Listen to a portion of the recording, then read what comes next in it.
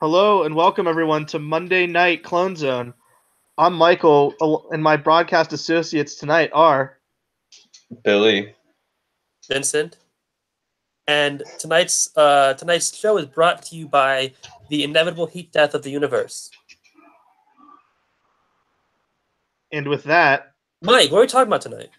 what are we talking about tonight? Yeah. The end of Spider-Man. That's right. This is the very last Spider-Man story ever written. After this, there was no more Spider-Man forever until there was more. So, this is Spider-Man: The Final Chapter. Okay, any opening thoughts on Final Chapter? This is how we do all of our podcasts every single week. We start with opening thoughts. Guys, what are your opening thoughts?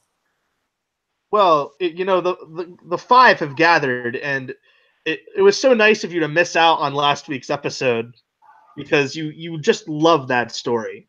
So I'm really happy to see how the pieces are going to pick up. Yeah, I'd like to say that I did that intentionally. I didn't, but I do not regret missing it because the Gathering of Five sucks. Of course, it's still relevant here because this story opens with the Gathering of the Five. So, what was the point of the whole thing you did last week? They gathered. That was it. We gathered here. Well, no, they had to gather. Yeah, they had to gather before they could gather. I guess you need a pre-gathering. Yeah. Who are exactly the five? Because we have Maddie Franklin, and we have Norman Osborn. For some reason. What? Madam Web for some reason. Yeah, Madam Web, and then we have Bald Man and Bruce Wayne. No, he's not Bruce Wayne, isn't it? Override, Overdrive, Overlord, Overalls, Over Grunch, Munch, Punch. Wait, it's not Overdrive, is it? Snap, Crackle, Pop. It doesn't matter. There's Dewey, five people. Dewey, I mean, there's five people, and I guess there's five forces, and each of them get a random one. So they're all playing Russian roulette for no reason. But Norman only wants the power. Norman only wants the power, so he's got a 20% chance of getting the thing that he wants. And then that happens, and it's over, and it doesn't really matter. Madam Web just fucking dies. She's just dead. Is this the first time we've seen her? Well, the last episode was. But right. Yeah. So she's shown up and then died. Well, I can count on my hand the amount of times I've seen Madam Web show up in an actual Spider-Man comic book. She's more important, I think, to the 90s TV show than she ever was in the book. Yep, exactly. Which is really what I really associate her with. But as we dive into part one of the final chapter in Amazing Spider-Man 441, notably, John Byrne is back again as the guest writer here. He is, and I suppose the writing in this issue is better than the later ones, but not. It's better than the one he wrote last episode as the guest writer that literally had nothing to do with the rest of the Gathering of Five plot. Right. And we have Raphael Kanan on art. Right. And it just looks like a it looks like the standard. Why can I never remember? It just looks like Bagley. It basically looks very reminiscent of Bagley. Raphael Kanan is a Filipino-born, naturalized American comics artist and Filipino martial arts master in the S.H.I.E.L.D system, of course. As I know, because I'm Vincent Faust. So I think his art is amazing. Wait a minute. Did you just read that off Wikipedia? Has he been just doing that the entire time? That's the secret. He actually is Wikipedia. Vince's dad is Wikipedia. And his uncle is Google. What are we talking about? Oh yeah, the art kind of sucks. I don't think it sucks. It exists. It falls into that. Okay, it's fine. It's not great. It falls into that more forgettable kind of. Yeah, it's forgettable, much like Alison Mongrain. who shows up and immediately gets murked by Molten Man. Yep. That was kind of cool to see Molten Man. He's a largely forgotten Spider-Man villain. Well, he was in the last episode too, because he's been chasing Robbie and Allison.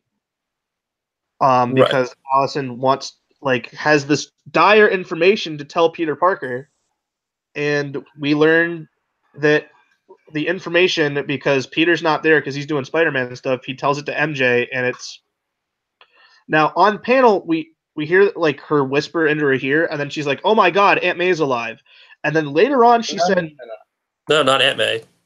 May." Oh, May. Okay. Yeah. Okay. I read it because I know it's Aunt May. That's why I thought it. I guess that makes sense for why they're bringing up the baby as well with that, because I was like, they never mentioned the baby. Yeah. Spoiler alert. Aunt May's alive. No, I guess Alison Mongrain just says May is alive, and MJ assumes she means the baby. Yep. And then Norman gets his little spider totem of power as he just pushes the other guy out of it and kills him for some reason. That other guy, he doesn't kill him. That guy gets madness. But like with the reveal we find out later, I don't understand this part at all. No. And he's like, got my power. And then Norman's just like, got my power. Time to whip out my gimp suit. Yeah. Goblin outfit, which looks terrible.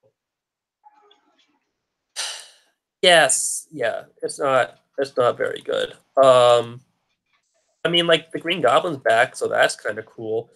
I guess, right? Yeah, and then Peter shows back up at the house, and MJ's just like, well, Allison Mongrain showed up, and she told me this, but honestly, I don't really care to investigate, because it's probably just another trick from Norman. And Peter's just like, I don't care, gonna go investigate. Yeah. Well, I mean, she's right. Yeah, MJ's she is entirely right. She's like, she's exactly the point where like, all right, cool, I don't care anymore. I felt the baby die anyway, so it's not that. He's like just leading you into a trap again, and Peter's just like, nope, got to do it. That's basically where the issue ends. I think it's important to note this is the last issue of Amazing Spider-Man Volume 1. The first volume of Amazing 1, 441 issues, ends with part 1 of a 4-part crossover. Right, because the next chapter would retitle everything, as every Spider-Man book gets canceled after this story.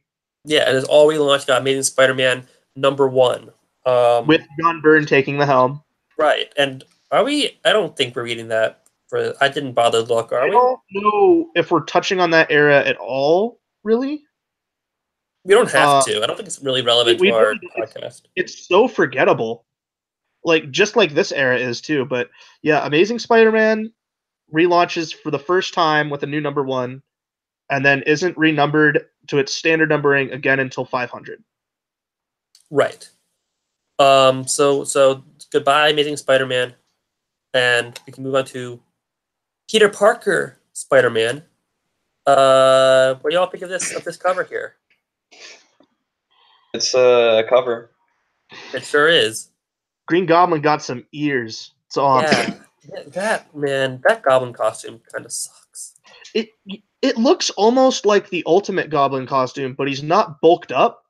So he's still got like the tattered cape and everything, but he doesn't look like a monster, so it just looks even worse. Yeah, it doesn't really work. Kind of looks like a vampire to me. I wish he was a vampire. Like a vampire in the sense that he looks like one of the vampires from that Scooby-Doo movie. Okay, yeah. Yeah, absolutely. Yep. And you know what? I'd rather watch that Scooby-Doo movie than Me too. Can we talk about that Scooby-Doo movie instead of this? Let's talk about Scooby-Doo in general. Well, let's give the creditors their due here on this issue. Howard Mackey writing, but hey, JR's back on art. Did you just change the subject from Scooby-Doo? I did. But like, where does Scooby-Doo come in? Around the corner. What do you think of JR's art, John Romita Jr., in this issue? It fucking sucks. Yeah. It's not his greatest. It was clearly Deadline style, which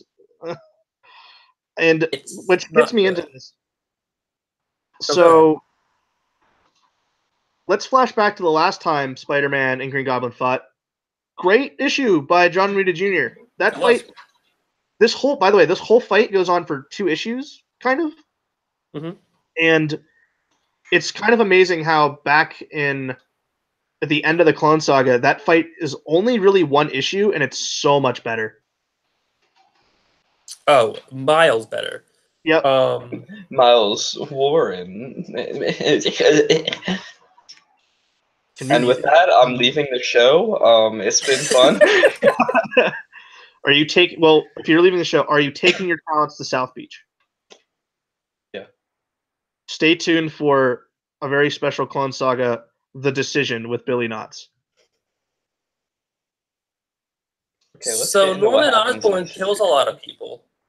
Yeah. Right now, he kills a lot of people. His own people too. His own people. He tells them he's not going to kill them, but then he does. He pulled a sneaky. He was. Oh yeah, he's a real bad trickster. He pumpkin bombs the hell out of them.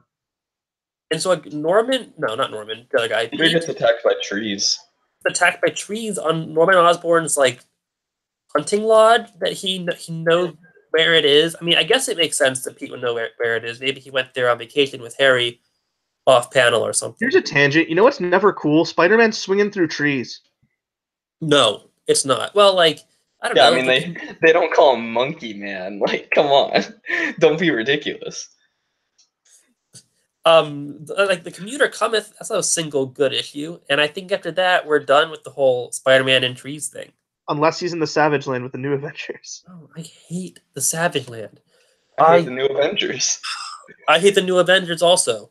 The only character that makes less sense than putting Spider-Man on the Avengers is Wolverine.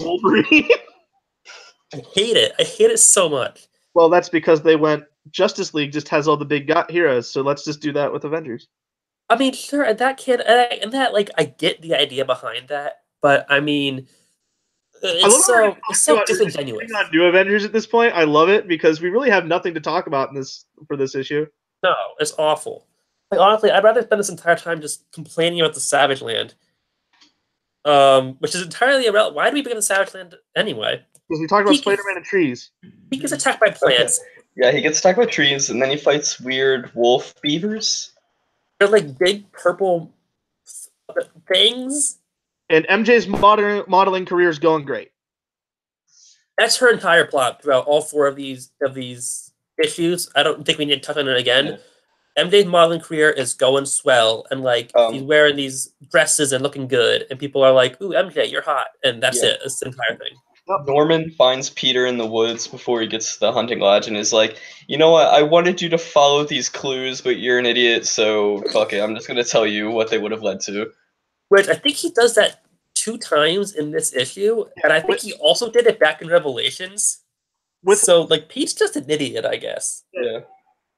Well, the other thing is, part of Norman's plan is, remember when Spider-Man dropped in and beat the crap out of Norman sitting at his desk? He was supposed to find a book that was supposed to that Norman wrote, saying everything that he did, but by the time Spider-Man gives it to the authorities, it rewrites itself.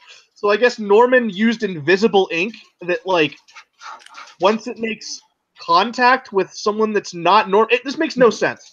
It's such an intricate plan. Mike, the best part about this plan is that it's the Osborn Journal. You know, that shit that we read? Which, I also brought up, I was like, well, we couldn't read Norman's handwriting, so no one can fucking read this. But, like, the worst part is, what's the point? What's the point of the entire, like, 2-page explanation about this book that Spider-Man didn't find to begin with? What does this add to anything? Because by the time the authorities get it, they're like, "Oh, Spider-Man's just crazy." This is like, but that didn't happen. No, but it didn't happen. So why even put it in this story? He put it in because Norman was like, "God damn it! I wrote this whole book twice in invisible ink." No, I know, but the thing is, like Norman Osborn is not a real person. No, he's not. Why did the writers put this in the story? Because they had pages to fill, I guess. And then Spider-Man gets destroyed, and runs away into the house where he finds Aunt May. Aunt May just knocks him the fuck out with a vase. Yes, it's like It's like in Last Crusade when Indiana Jones sneaks into the house and then his dad hits him over the head with a vase. It's you No. know what? It's exactly like that. Please don't compare it to that. What But if let's Sean not- Connery? What if Sean Connery played Aunt May? It would be better than this. It would be better than this. Okay, so Aunt May knocks out Pete, and then we're moving on from that bad issue to this bad issue. This is the Spectacular Spider-Man number 263. This issue has one of the worst opening pages that is so incoherently written. Yep. Yeah. Also, I think it has the worst cover out of the 3 or 4. I mean. Oh, it's definitely the worst cover. Cover's trash. Because we're at the point where the Goblin costume is so morphed to hell that the face just looks like a stupid Joker face than it does a Goblin at this point. Who's the Joker? And then Norman Osborn beats an old lady, for presumably no real reason, and he fights Spider-Man some more. Like this, Okay. Well, it lines up with his plan, which is no real reason. Yeah. Also, he said earlier that May is crucial to his plan later on, and then he just gives her to Peter. He's like, you know what? Fuck it. I changed my mind. Yeah. Yep. Just like. But also, how would May be crucial to his plan at all if he's just gonna murder Peter? I don't understand where May would fall. Billy, she is crucial to the plan because there's a bomb in her skull that has a DNA bomb. No, but the bomb's not in her skull. The detonator's in her skull. The bomb is somewhere else. Why not just detonate it? Why does she need to be involved? Because they needed a way to bring back May, but they didn't need to bring back May. He's trying to torment Peter Parker. It's like, if I save my aunt, all of these people will die. Shit. What do I do? I mean, Vince, I believe you said something about us wanting to talk about why May is back. Oh yeah, that's right. I did mention that off the air, and then I forgot. Which doesn't happen very often. I usually am very good at remembering things. But I was so frazzled by this issue that anyway. So Aunt May is back, as we mentioned, and give me a minute. I don't have my notes in front of me. Vince usually always has his notes in front of him. This is I think he keeps his notes in front of him. Okay, so yeah. So originally the plan was bring back the baby. This was Tom DeFalco's plan. We're gonna bring back the baby. That's why I've got Alton Mongrain. That's why, we got the whole Norman thing. But we're going into the reboot, and Mackie and Byrne, who are running this brand new fresh start for Spider-Man, don't want baby. No baby. What they want is Aunt May back, so that way they can work Aunt May into their plans for the relaunch. So that's why this reveal. For a second. Yeah, go ahead. Howard Mackie and John Byrne. One of these two men has been on Spider-Man books. The other has never written Spider-Man, outside of a couple team-up issues, and then when he shows up in X-Men. One of these men is talented, and the other one is Howard Mackie. But one of them also can't write Spider-Man. Oh wait, neither of them can write Spider-Man. Neither of them can write Spider-Man. So these are the two guys they're giving the Spider-Man reboot to, and they want Aunt May back so they can tell stories about her failing heart or something. I don't know, but they want Aunt May back, and so that's why the reveal. Oh my god! Like, how could go ahead, Mike? That's what I was saying. How do you not give it to Kurt Busiek? He's already writing Untold Tales. If you want to go back to basics with that. Who's Kurt Busiek? What has he ever done? Marvels? Screw him. The best Avengers run of all time. So that's why this reveal doesn't really make any sense. Because it was meant to be the baby, but it's not. It's Aunt May. So anyway, Pete takes him to the Fantastic Four, which he should have done with Ben, with the skull that he found. At any point in the Clone Saga, could have gone to Reed Richards, and he just didn't. Yep. I mean, except for when they died. Except for when he died. Yeah, because that happened. They were already too deep in that point. They didn't care. he takes May to the Fantastic Four, and Reed does some stuff and finds out that she. Well, no, that's later. That she's the real Aunt May. Finds out she's the real Aunt May, but he needs a sample of her DNA. To just like really prove it. Right. So I guess Pete has a sample of her DNA in his attic because he's a creep. No, he did a science experiment on her as a kid where he took a piece of her hair and a piece of her blood, and apparently May is a hoarder and never throws anything away. And I think it's kind of hilarious that that young Peter Parker, pre-Spider-Man Peter Parker, was like, I'm gonna go to my elderly aunt and uncle and take their blood for fun. What? For some good science fun. Teenagers doing blood genetic experiments? No. Peter Parker. He's doing all sorts of experiments. Also, thank God this didn't exist before this issue, because you know the Jackal will be taking Ben's blood and making some I Uncle thought the Ben's. exact same thing. So anyway, yeah, it turns out it's the real Aunt May, but she's got a thing in her head, and this thing in her head is killing her.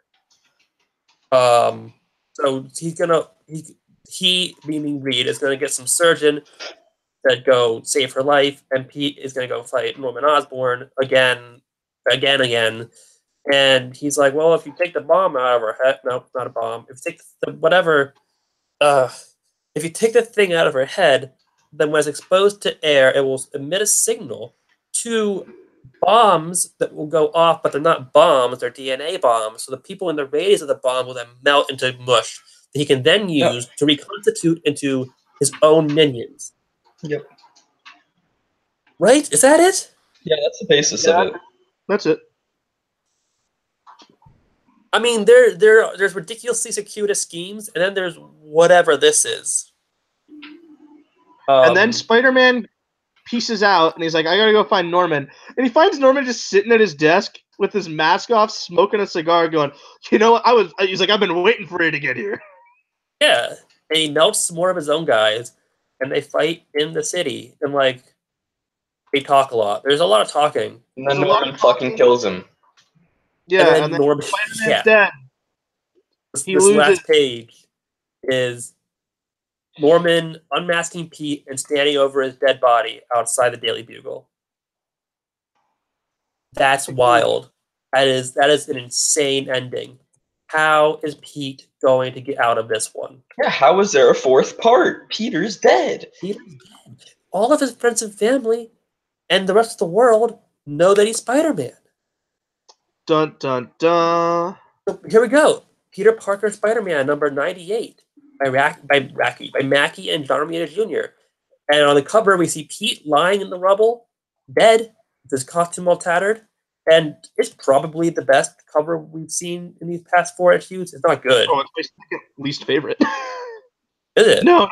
It's my third least favorite. Like, he's dead. And then the issue's kind of like what they were trying to do. Where, like, if you go to the next page, it's like, oh, it's like a cover where he's all happy and swinging. But then if you, like, flip back and forth, it's like, nah, he's just dead. Oh, you know what? I didn't even pick up on that. Yep. That's, I guess, kind of clever. And then the issue starts, and Spider-Man is alive. Yep. And the entire time, off-panel, Spider-Man had already beaten and webbed up Goblin. The day is over. It's all good. It's saved. So wow. It turns out Norman's gift from the Thing was insanity or madness, which means that old dude must have gotten the power, and we're just never gonna follow up on that, nor are we gonna follow up on the person who's now immortal, or the person who now has infinite wisdom. We're just not gonna... I mean, no. Yeah. We don't care. Reboot's coming. So I guess this means, like, the back half of last issue didn't happen? It was but all... the fight still happened. The fight still happened because he blew up half the Bugle, and now Spider-Man has to run in and use his body as a support beam. And Howard Mackey's idea was just let me copy that big moment everyone knows. For Yeah, half, remember that thing that Stan and Ditko did 40 years ago? I checked my watch to know how long ago it was. here's Let's a do worse that version again. of it. And I mean, I don't know. This whole thing with Spider-Man versus heavy stuff Versus heavy object that he needs to lift. It's like this. It's kind of done in Kraven's Last Hunt when he's digging himself out of the grave, successfully in that issue as well. It's always, I think it's usually interesting if it's done well. I don't know if it is for the most part here. We'll get to something that I actually like about this in a minute. You have this reporter interviewing a ton of people and giving their thoughts on Spider-Man. Is he just sitting there holding this building up? Right, like this building's about to collapse and kill all of them. You could get clear, but I guess they just want the entire time, it's just I thought this way was going to go. Is Jonah's like, no, Spider-Man's responsible for the building, and Spider-Man after he finally lifts it up and webs it down. I thought because this is the final issue, I would have thought they would have had Jonah back off just for a second. Nope, he's just more of a dick than he's ever been. Yep, and Peter's just fuck off, and he just walks away, which I think is the appropriate response. I think it has to be. Peter becomes the reader at that point. There is one part of this scene that I actually like. It's at the MJ part? It's not the MJ part. I'm surprised. I thought that was the part you were gonna like. Yeah, no. I like the MJ part. The MJ part is fine. Again, I think I've seen it done better elsewhere. I don't know how she got down there. She was at the house. What I really like is she's been hold up. MJ has been fucking teleporting throughout all of these issues. She started at the house, then somehow she was modeling, and then she was at a party, and now she's here. Well, the party was at the house. No, right. But she was at the house just normally, and then she was modeling, and then she was back at the house for the party. Yep. Right, and all now of this she's here. All of this is within the span of it has to be within the span of one day. A couple hours. This is ridiculous. It's horribly all right, an evening, 9 hours basically. This whole story unfolds in. Sure, at the most. But no, what I like about this scene is the bit with the web cartridges, where he goes through every single web cartridge and you see them falling around his feet. Oh, yeah. And then it kind of pans out and you see how much of the building is webbed up. That's really cool, and that's something that I've never seen before in Spider-Man. And that's going to be great in an hour when all of that dissolves and it just fucking collapses. Oh, yeah, that's going to suck ass. But until then, it's a really cool moment. And then Spider-Man just, swings away because he's done, man. He's fed up. That's right. He's going to give up being Spider-Man. Oh, man. Because of something. He's given reasons for him giving up being Spider-Man have been a lot worse than this too. But what is the reason here exactly? He's just done. He just he's tired. He's tired of dealing with Norman's shit. Right. Which I guess, but Norman's not gonna retire or anything. Oh, apparently he's too insane, I guess, to function. Yeah. Right now, what do you got to worry about? So Pete and MJ go to the hospital and Aunt May's fine. Reed Richards, because he's Reed Richards, found a way to take the thing out of her head without killing everyone. Well, how did he do that? I don't know. Tells him that, hey, it's a bomb, and then he figures it out, but yes. Right, yeah. And then Aunt May's alive, and Pete cries in a panel that I cannot... it's not good. It's not good. And then he burns his Spider-Man costume.